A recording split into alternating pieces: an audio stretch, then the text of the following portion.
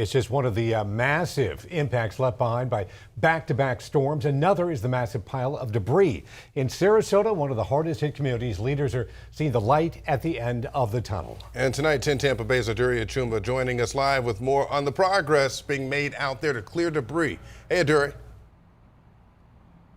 Public Works crews and contractors are doing a sweep of the city of Sarasota, going around and collecting leftover debris from hurricanes Helene and Milton. And they are bringing all of that over here, as you can see right behind me. And they're reminding folks tonight that they need to get their piles of debris put out correctly and ready for pickup, and quickly too.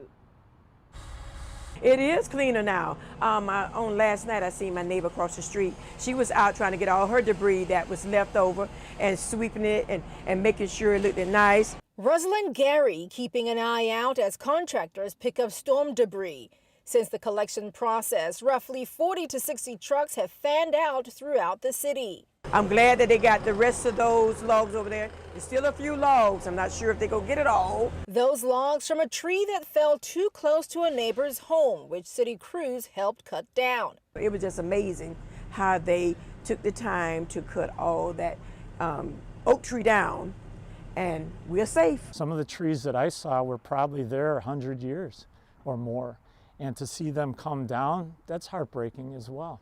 The city says crews have so far collected nearly 300,000 cubic yards of storm debris, which is equivalent to nearly 420,000 tons. We've seen, as well as people parking vehicles in front of their piles that the contractors can't collect because the vehicles there, they're not going to be able to reach over the car and minimize the collection process. For neighbors like Gary, this brings some relief and is a sign of moving on from the storms. I hope all the rest of the neighborhood gets their debris picked up, because I still see a lot, not in my area, but other areas. So hopefully they'll get everything cleaned up and we can go back to enjoying our neighborhood for the holidays. Ideally, it'd be great if we could get this done by Christmas, but it's a matter of how much additional debris is coming out for collection.